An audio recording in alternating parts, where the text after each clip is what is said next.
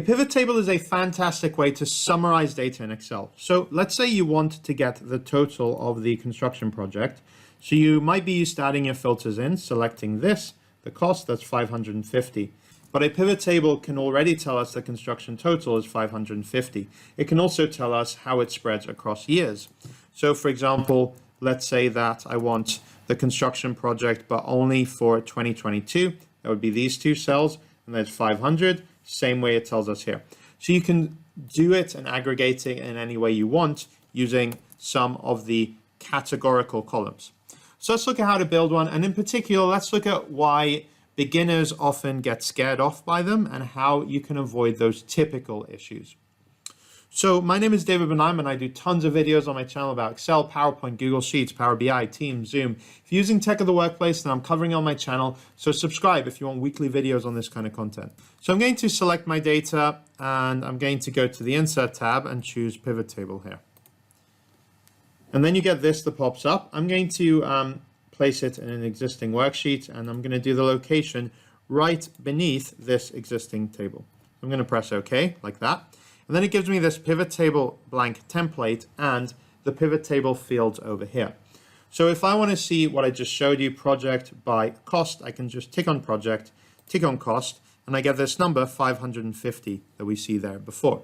So it is better than what people often do, which is just kind of filtering by that. And then, because if you want to then filter by another one, like the sports project, for example, you do get 605, which matches here, but once you take the filter off, you quickly forget what that number is if you want to compare it to something else. So a pivot table is a much better way to do that.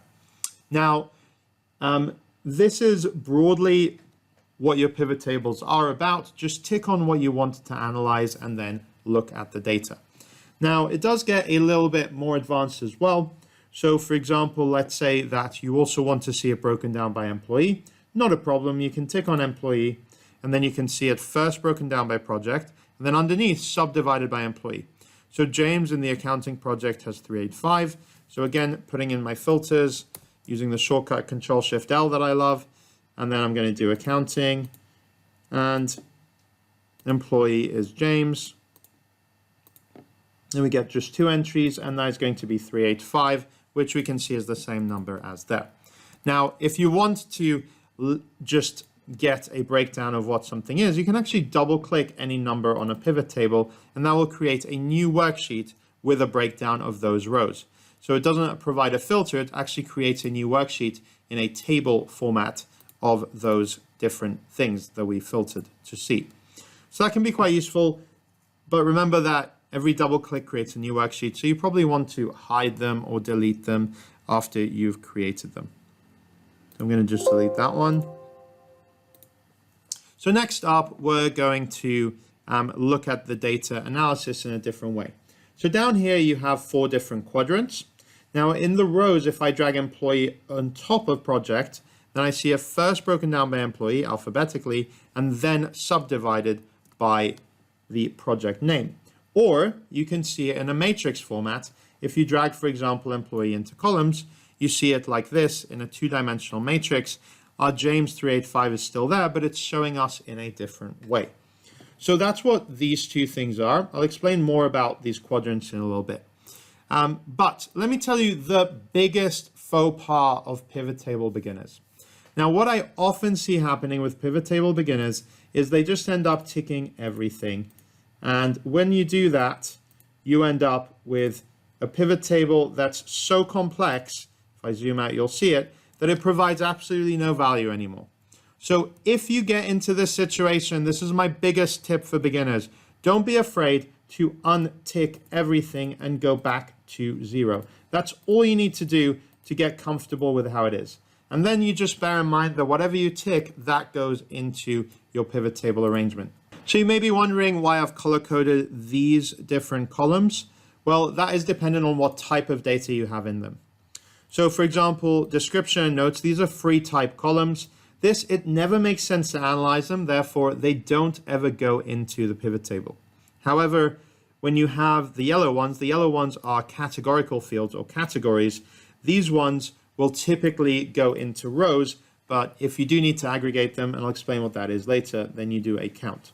But if you click on the green ones, they will jump into values by default, and typically you will want to sum them. So let me show you what I mean. If I tick on employee, which is a yellow column, that will jump into rows, and hours worked, which is a green column, that will jump into values with a sum aggregation. Now you can move these around if you want to, and there are often instances where you do. For example, filters and columns, as well as slices that I'll show you in a bit, they will also take categorical fields typically. If you tick on description, that will go into rows, but honestly, it's pointless because these are things that kind of are free type boxes. So you have meeting and you have meeting with team, like there is no added value to having this, and often they're blank. So it is something that should never ever be analyzed. So a pivot table is a way to go from a very, very long data set to something that is aggregated like this. So for example, Indonesia in October is 25. So if you add together this one and the other Indonesia ones, eventually you'll get to this number. Now, I think of pivot tables using the word fact. So F is for filter, A is for aggregate by, C is for category in tables. So I'm going to walk through what these things are. Essentially, your raw data columns can be like this. So the yellows, the greens, and the reds, like we showed in the example. And then the yellows will be categories, the measures or the values will be greens, and then free types will be these sort of red ones. And where do these go in the pivot tables?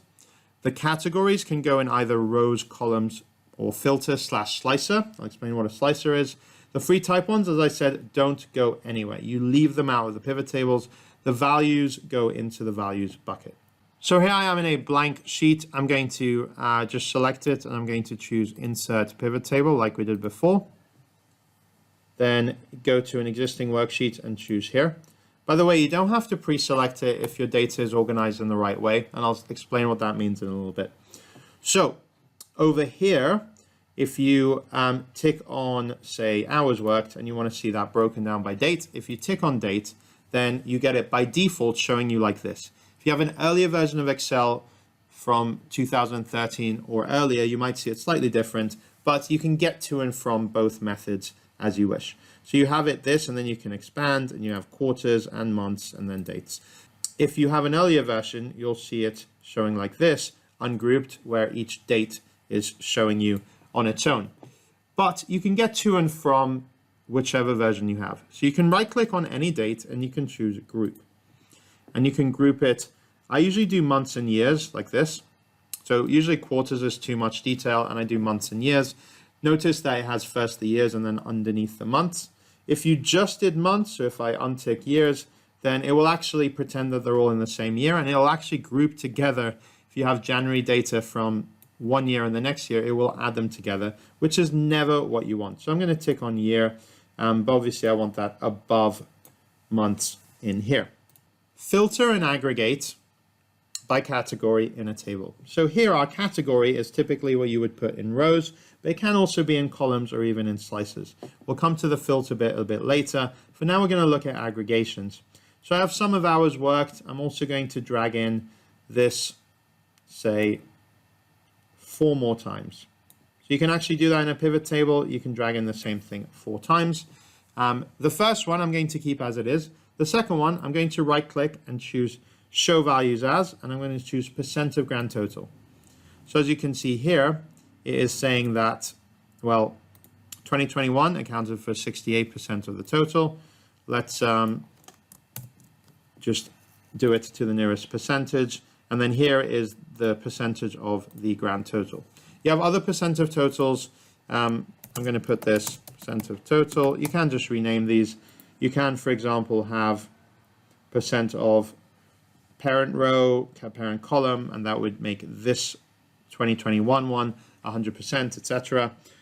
Or you can do % of column, % of row. Usually % of grand total is enough for what I need, but you can have other ones. The other one that I sometimes use is this one, which is % difference from, and I can do base item being previous, press OK, and now you get the month on month change. So let me show you what I mean. So here, from this to this is 0% change, but from this to 1 is a minus 88% change. And then from 5 to 4 is a minus 20% change, etc., etc. So this can be quite useful. Unfortunately, this method won't give you the January one because it doesn't do December versus previous month in January, but this can be a quite useful one as well. I'm going to do percent change. And for this one, I'm going to do average hours. And for average, you can right click and you can choose summarize values by, and you get different aggregation types.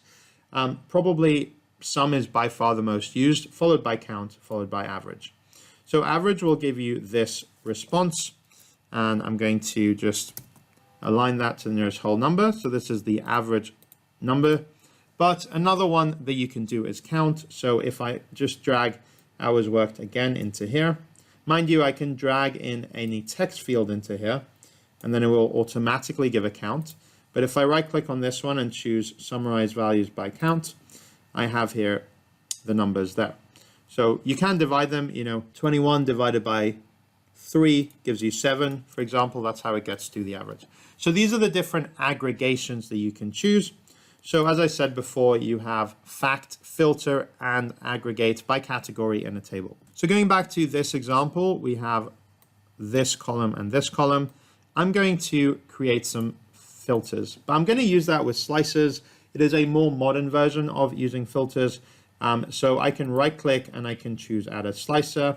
I'm going to right click on this, add a slicer, and the three type ones doesn't matter if you add them as slicer, and the numerical ones usually you wouldn't want to add a slicer. So in terms of what that does, I can click on accounting and then it will filter it to just show accounting. Yes, you have your filters here like you would in a regular Excel data set, but where this becomes quite useful is if you don't have an item in the field list. So if I untick project and I just have employee, say in rows, then I can choose to filter for only the construction project. And this is now telling me that Charlie in the construction project has 50.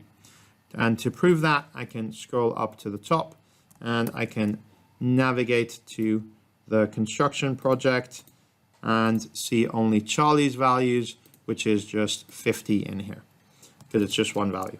So that is the beauty of slicers, and where they do go above and beyond other filters, so this regular filter over here, is that you can link a slicer to multiple pivot tables. So if I wanted to, I could click on this one, go to Analyze, and I could choose Filter Connections, and I can just tick these slicers, and now they are linked as well, which means that this one is linked. Again, you don't want the description, which is an orange-red column, to be in a pivot table at all. You would want something like employee or date. The slicer equivalent of a date, if you right-click, is called a timeline. It doesn't work as a slicer, but it does work as a timeline, which looks like this. And you can change between years and quarters, and then you can filter for only that or quarters. You get more flexibility, but you can add on like you would expect to see with dates. Now, these can also be used with charts. So you can just insert any chart pretty much with a pivot table, and it will give it to you like this. And then you can see this as the chart, and the filters, the slicers, will also affect these quite nicely. Now, a few troubleshooting things. If you don't see this, you may have pressed X by accident. You can right-click and choose Show Field List.